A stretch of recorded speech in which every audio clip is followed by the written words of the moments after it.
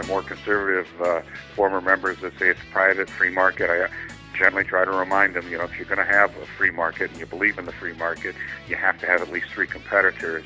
And in most places in greater Minnesota, there's one. Hello, this is the Community Broadband Bits podcast from the Institute for Local Self-Reliance. I'm Lisa Gonzalez. Our guests often include CIOs, municipal utility managers, or other people with extensive technical expertise. Well, this week, Chris interviews a leader in economic development advocacy. Dan Dorman is a business owner and the executive director of the Greater Minnesota Partnership. He's also served as a member of the state legislature. Dan's unique perspective gives him insight into the needs of Minnesota businesses, and at the top of that list is better connectivity. Working as an elected official at the state level, Dan also saw the influence of big cable and telecom lobbyists. Chris and Dan discuss the Greater Minnesota Partnership and the critical need for better connectivity in parts of the state beyond the urban center. They address the challenge that lawmakers face, and Dan offers suggestions for improving connectivity, including creating an environment where municipalities are allowed to step in and serve local communities. The Community Broadband Bits podcast is a weekly advertisement-free service from ILSR. Please consider contributing to our efforts. Go to ilsr.org and click on the orange donate button. Now here are Chris and Dan Dorman from the Greater Minnesota Partnership. Welcome to another edition of the Community Broadband Bits podcast. I'm Chris Mitchell. Today I'm speaking with Dan Dorman, the executive director of the Greater Minnesota Partnership. He's a small business owner and a former representative in the Minnesota House. Welcome to the show. Thank you for having me, Chris. Happy to be here. The Greater Minnesota Partnership, can you tell me a little bit about what that is? I sure can. We are an advocacy or lobbyist group that advocates on behalf of Greater Minnesota, specifically dealing with economic development issues. It's not that we don't care about education or things like that. That's just not our focus. Our focus is on economic development issues. How do we grow tax base? How do we create jobs? How do we get better quality of life in Greater Minnesota? Now, when you say Greater Minnesota, I, as a Minnesotan, think all of Minnesota is pretty great. But for people who aren't as familiar with the way we label things around here, what's Greater Minnesota? Anything outside of the Twin City metropolitan area. In the Twin City metropolitan area, to be very precise, is defined as the 7-county metro area, even though there's a broader definition that includes some of the areas around it. But we are everything outside of that 7-county metro area. Great. And you're also comprised of all kinds of different entities, right? I mean, you've got businesses, economic development groups, local governments. What else is there? Local chambers, there's some nonprofits, higher ed institutions. So we have a variety of membership that really, and economic development touches them all. It's important to all of them. That's why we've got such a broad base. Plus, the other bonus to that or feature is that it gives us a little more pizzazz when we're before the legislature. If we're just a city group or a group of chambers or even businesses, doesn't have the same panache as say, that whole group put together. So we want to attract a wide variety of members, and we think that will give us the best strength in St. Paul. And something that seems to be uniting all of these different groups, something that I believe the listening tours across the state has shown, is that just about everyone is concerned with internet access. How much of a priority is that for you?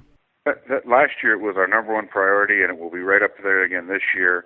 Last year, as you referenced, we went on about an 8-city swing throughout Greater Minnesota, and we brought together as many people as we could find. Members, non-members, didn't matter. We invited anybody that had interest in economic development in those communities to come share with us their experiences. And the question we followed up with a survey was, what is the number one thing we could work on, in your view, to improve the economic vitality of Greater Minnesota? The results of that survey, again, it wasn't scientific, I get that, but it was pretty representational of the entire state. Number one concern was broadband. Better broadband, increased broadband. And in general, the problem that we face here in Minnesota, if you compare the metropolitan area to Greater Minnesota or the non-metropolitan area, about only about 40% of the people in Greater Minnesota have access to the same high-quality broadband speeds that those in the metropolitan area enjoy. It's a problem, and it isn't just about Netflix and Facebook and everything else that we all enjoy, but it's about commerce, it's about economic development, it's about growing our communities, having vital, healthy communities, and the internet is so important to that. Yeah, if anyone wants to trivialize Netflix, they should talk to a real estate agent that's trying to sell a house that doesn't have good access to Netflix. Lots of luck there, right? Right. I mean, it's one of those things that it's somewhat paradoxical to me that we may take the NFL very seriously as a driver of the economy, but we don't take video games and entertainment seriously. That's an important part of our lives and the quality of our lives. You want millennials in particular to live in your community, wherever that is. You think it's important now, broadband, give it another 10 years. I mean, it's not a fad, it's not going away, and the communities that successfully put in fiber and get real competitive, not just on the speeds availability, but on pricing, they're going to be successful. Those that don't will be left behind. There's just no question that the data is clear. One of the things that's just happened is an increase in the definition for the term broadband. And I suspect that means that a much greater area in Greater Minnesota now will actually be classified as not having access to any broadband. What I'm curious about is what the state can do, since the partnership really focuses on the state. What can the state do to try and improve that so everyone has really good access? We worked pretty darn hard last year to establish a new broadband fund in Minnesota. We were able to get $20 million in that fund. Governor Dayton this week announced that he would support $30 million this year. We were a little disappointed in that number, wanted it to be somewhat larger, but the legislative session has just begun, and it's a long way between now and the middle of May when it ends. So that's an important piece. That funding piece, the role the government plays is an important piece in there. But I think what would really have the best long-term impact, and we will eventually get there, which is to enable cities to make it easier for cities to do a municipal service or a community-based broadband, whether it's a public-private partnership or whether you can't get any local players to want to invest and a city has to do it all. I think that's the key to unlocking a whole lot of development in this area, because it's the only way I know of to really bring true competition to the broadband market in Minnesota, particularly in Greater Minnesota. Is there any particular models that you find really inspiring in Greater Minnesota? Well, I'll give you two. I'll give you Windham, Minnesota, which is a small community in the southwestern part of the state. In fact, I'm calling from another small town about 20 miles away from Windham, but they have a very robust and great community system that other cities could emulate. And it grew out of a local provider that did not want to invest, said they couldn't build the model. We've all heard that story. Turns out the model is there, as they've proven. But it didn't come on the consumer side. It wasn't a drive saying, "Hey, I need to send email or something like that." It really came from industrial users telling the city that, you know what, don't quit worrying about this one industry, worry about all of us, and we need better broadband. And so that's what drove it. So locally, close to home, I'd say Windham, Minnesota. On a more national level, and I'm sure most people listening to this are familiar with the work that was done in Chattanooga, outstanding. So it can be done. It is successful. But I think the other thing that I want to also mention is just the threat of municipal service or multiple cities doing it will force the cable industry in particular to start investing. And it may not be all community owned. It may be combinations. You may start to see investments by others. But I think that's the key to getting that investment. The key to bringing about competition is frankly competition. Well, I've loved the Windham model as well ever since I learned about the impacts on the Toro facility, on the local healthcare, the lower prices. I mean, I think it's a wonderful story. We did it we did interview them in a podcast previously. I encourage people to go back and listen to that. And we also talked last year with Senator Schmidt, Representative Simonson, and Dana McKenzie with the state on the loan program that I think would not have happened without the Greater Minnesota Partnership. So, no, it wouldn't. I mean, to toot our own horn, and you referenced earlier, I spent 8 years in the legislature, and the entire 8 years when I was there, I only heard one side of the story, one side of the equation. It was the Quest and the Comcasts of the world and the big cable operators that came and said, this is a private market thing. Don't worry about it. It's going to happen. Don't worry about how we deliver it. Just worry about the speeds we deliver. And really, until last year, and I'm not saying that there hadn't been some people come down and talk about it, but there hadn't been a large effort to actually lobby this issue, to go over, pound on the doors, set the hearings up, draft legislation. There's a whole lot of things that have to go into it. And so what we did last year was, now I'll say the final mile. We took all this great work that had been done by people like the Blandin Institute or Blandin Foundation and others, talking about the importance and the need and how it could be done, turned that into actual legislation. And then it was quite the fight, as you know. I recall one time you talked about Representative Simonson. He had the Peace in the Valley meeting, which is you get both sides in the room, you try to come up with some compromise. And in this one, I participated in it, but I wasn't optimistic because, frankly, we had some particularly large cable industry that was very happy with the status quo. So if you're happy with the status quo, man, you're never going to want to come, change that. And so we had that meeting, but it really showed the level of the opposition. There was, I'll say, 3 folks wearing white hats in the room, and everybody else with a black hat on. And there was about 14. So about 14 to 3 is what it was. But at the end of the day, we were able to advance the cause and set up that fund and get some good language. Yes, I think the language was quite good. And I have to ask you, I definitely wanted to talk about your time in the legislature, but had you been familiar with what Windham was doing before you left the legislature? Not a clue. Because I've been in meetings in the legislature in the right around the time. It was about 2006 and 2007. So it was probably actually right after you had left. Right after I left. Yeah. Right, and I just remember that Quest at that time, now CenturyLink, their lobbyists were telling everyone how terrible it was, and it was just it was an awful system, and they were struggling and this and that.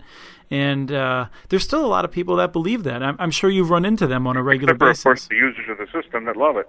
Yes, exactly. So there's some other people that don't like it, but it's not those that use and benefit from that system. But that's a classic example of what we need to do besides you would have thought, Chris, that going into last session, there was a couple different proposals, couple different bills, one of them loosely called the modernization bill, which, frankly, didn't go as far as I wanted it to go in the area of community broadband, but it would have made it easier for this to happen. And so in Minnesota, if a city says, you know what, the cable guys are telling me they can't do this, so we're going to go ahead and plow forward, you have to have a referendum, and you have to have a 60% majority, not even just a simple majority, which seems a little bit un-American. If you think about it, to get this on the ballot to begin with, it takes a positive vote for the elected officials. So the city council, if we use a city model for a second, the city council has to vote in the majority to put it on the ballot, and then it has to pass not only by 50%, by 60%. It's actually 65%. 65, even worse. Right, yes. Yeah. Even worse. Thanks for that correction. I believe in Windham, and correct me if I'm wrong, but I think it took 3 referendums. And why did it? Because the first 2, the incumbent provider said, "Hey, you don't need to do this. We're going to do it. It's right around the corner. Boy, we're drawing the plans up. And by the way, if you do this, you might lose 6 jobs." And so I understand it. The initial reaction of people in the community were, well, boy, we better not do this. We don't want to lose those 6 jobs. And these guys are saying they're going to do it. Well, lo and behold, they didn't do it. And I think by the time that 3rd referendum came up, it passed by pretty big numbers. Well, I think the way I tend to think about it is, as you know from being in elected office, you can find 10 to 20% of people that will oppose anything. And so if you need a 35% to shoot something down, that just means you have a company that has almost unlimited spending, just needs to go out and find an extra 15, 20% of people. That's no way to decide whether or not to invest in an infrastructure. Frankly, I wanted to get rid of it because in my view of the world, I love, I represent a lot of cities, and those folks work awful hard to get elected. They're pretty darn close to their residents, right? somebody's mad about something, they're generally going to call the mayor or the city councilor long before they think about, well, maybe I should call my state rep or my senator. So they're close. They're on the firing line. They've got to take that vote in the city council to move forward on things like this. Personally, I think that should be good enough. If people in the city don't like what they're doing, they'll vote them out. But okay, if we've got to go through the extra step of something, you have to go through a referendum. It should at least be a 50% referendum. The 65% is as you pointed out, it's just a way for the anti-folks to make it easier for them to kill, and really not then a representation of the will of the people. There's an American flag around. I wrap myself in it right now as we're talking about this issue. Right? Well, and it's the only place in the United States where you need a supermajority for this kind of an issue. Everything else is a simple majority where it's required. And it does speak to the power, though, of the other side and how good of a job they have done lobbying on the other side of this, because we couldn't even get a hearing on that bill last year. So it was easier to get the fund created, a $20 million fund set up, than it was just to go from 65 to 50%. I mean, that's crazy if you think about it. Well, and I'll just point out that a city can actually vote to condemn the existing utility by a majority vote, but it would take a supermajority for them to build their own, which is somewhat misplaced priorities, I think. But don't forget, though, the cable. I'm like an anti-cable guy, but maybe I am. But at least I understand who they are. Heck, I own a tire store. I'd like nothing better than to have an unregulated monopoly. I wish everybody in Albert Lea, my hometown, could only come to me and buy tires. First thing I could tell you I'd do, raise my prices. Yes, that's I think I'd what still history give good customer shows. service, but we wouldn't be maybe as pushed to do it when we have to compete in the free market. But I can guarantee if I had an unregulated monopoly, I'm sure I would be entitled to a little more margin. Right. Well, I want to dig into something that's actually even more complicated, which is there's a fear that among many of us that in the legislature we're going to see a debate that the state should only put money only where there is exactly zero service providers today, rather than areas where people have, maybe just very slow DSL that isn't very good. And so I'm curious where the partnership comes in, because you represent people from both groups. Right. Our preference last year when that debate came up was to my experience both while I was in the legislature and after I've left. If you send a pot of money to one of the agencies, whether it's the Department of Transportation or in this case the Department of Employment and Economic Development, and you say, here's a pot of money, here's the general parameters. So we looked at it from an economic development standpoint. We personally thought the best models were blended. You had a community of underserved and a community of unserved around it. We thought those were pretty good models, right? But we really did not want to tie the hands of Dana McKenzie, the Broadband office. We thought they would do a very good job. The cable industry and others were paranoid about that, and they wanted to I shouldn't say paranoid, but they were, for a variety of reasons, some apparent, some not, they wanted to send it only to people that had no service. And it sounds like a compelling argument. I mean, how do you argue against, these poor people, they just have no service, don't you care about them? And that's interesting, but it's also cutting themselves out of it in that try to find peace in the valley meeting I referenced earlier. I asked one of the cable lobbyists, I said, you guys are working pretty darn hard to cut yourself out of a grant fund that you could pick up 50% of an upgrade. Why would you want to do that? I mean, if somebody wanted to pass a $20 million tire fund and the state was going to pay for 50% of tires, I'd be all over it. So I said, why would you guys want to do that? And you got the old, we're fine, don't worry about us. It's just those poor people that have no service. Well, I got to tell you, if I put simply my tire guy hat on, I am motivated by profit and shareholder return. Now, the shareholders are my family. I want to do it honorably. I want to make money. I want to pay people well and do good things for the community. But I operate that business to make money, and it is about return on investment. It's no different than the cable companies. And so when they said, gee, don't worry about us, it's about them, that's just code for we really don't want to upgrade our system. Stay the heck out of this. Well, there's actually a fiscal responsibility element to this as well, which is that I think the state has an interest in, if it's giving out money, to do it on a one-time basis and to have networks built that can sustain themselves without any ongoing subsidy. And if the cable guys have their way, what happens is you build these networks in only in the most unsustainable regions, and they may not be able to continue on. Whereas if you use the word which you used, which is blended, if you blend together a couple of different areas, then you have the best chance at financial sustainability, which is the goal. Right. And if it's not successful, they can come back and say, see, we told you this was a bad idea. Let us take care of it. Right. There's definitely that, although I think they'd rather keep the monopoly than just be right in rhetoric. Oh, absolutely. It is about keeping that unregulated monopoly. And, to some of my more conservative former members that say it's private, free market, I generally try to remind them, if you're going to have a free market and you believe in the free market, you have to have at least 3 competitors. And in most places in greater Minnesota, there's one. And you don't really compete against yourself.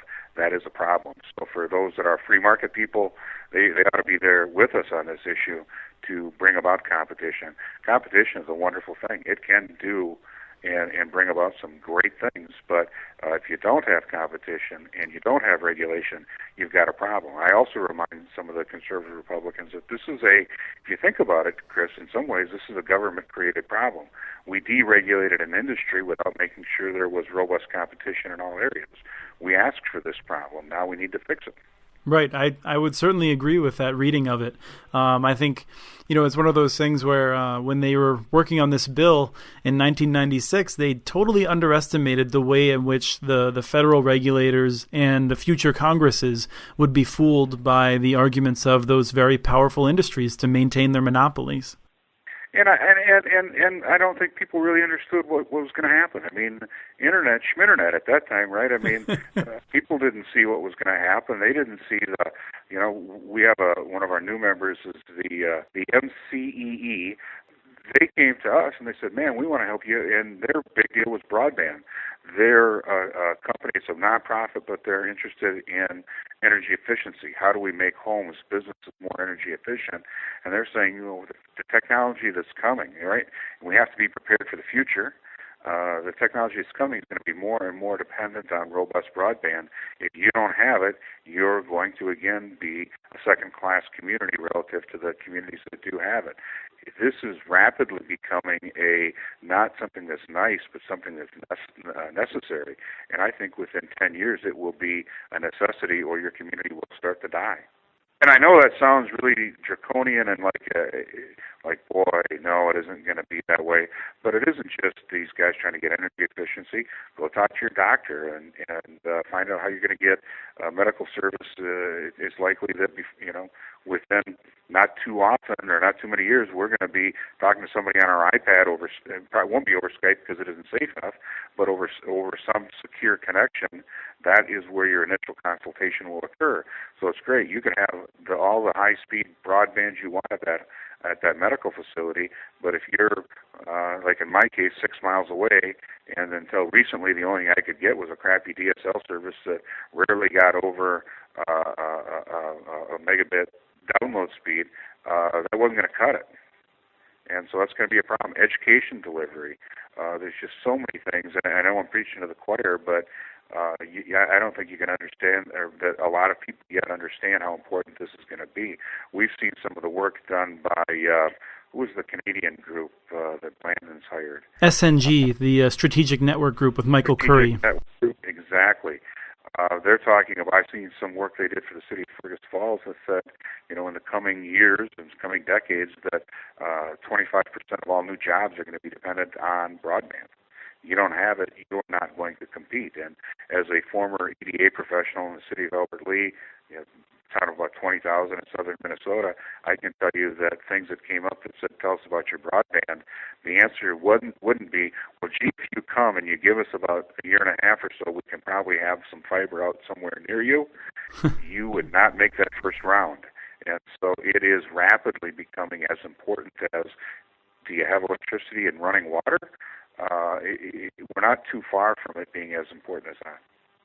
they will go to the next community that already has it done. That's why Wyndham upgraded theirs to keep total, but also make them competitive for that next business that comes, particularly in financial services, engineering.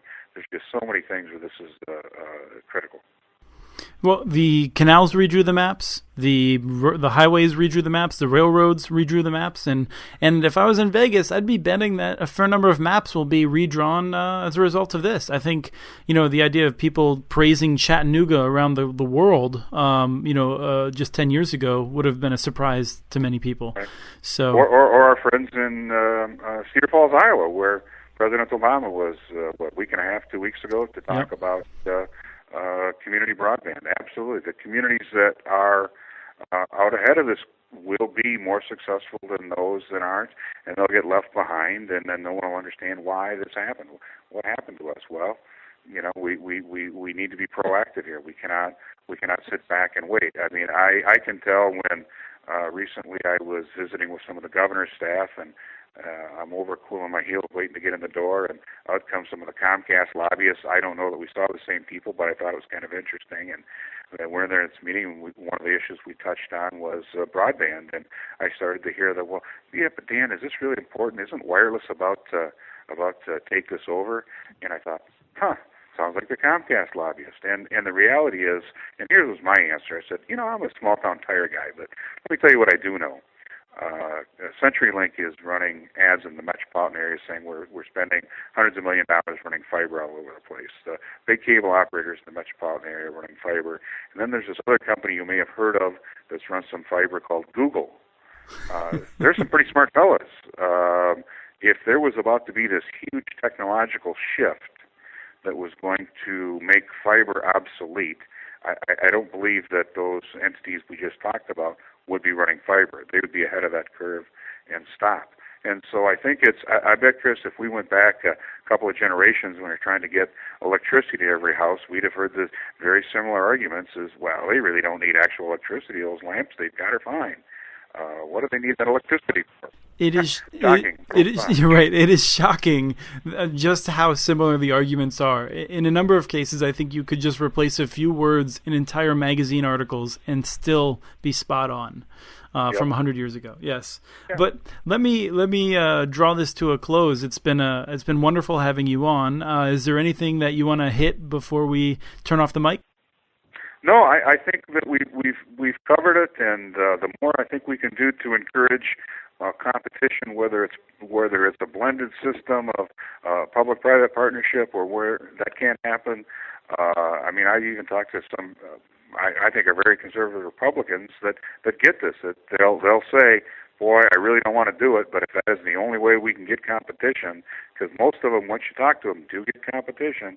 Are in favor of community broadband, and I think that's a good thing. We just need to, keep singing the praises of what's happening and what will happen if we're not successful. Because my fear is what's really going to happen in a community like Albert Lea or others that are similarly situated is that you've got a cable system that's fairly antiquated that we'll let her operate for another 5, 6, 7, 8, 9, 10 years, and then walk away. And then the community's going to be saying, what the heck just happened? And they'll be scrambling and behind the eight ball. I don't want to see that happen to Albert Lea, and I don't want to see it to happen to other communities either. We need to start going.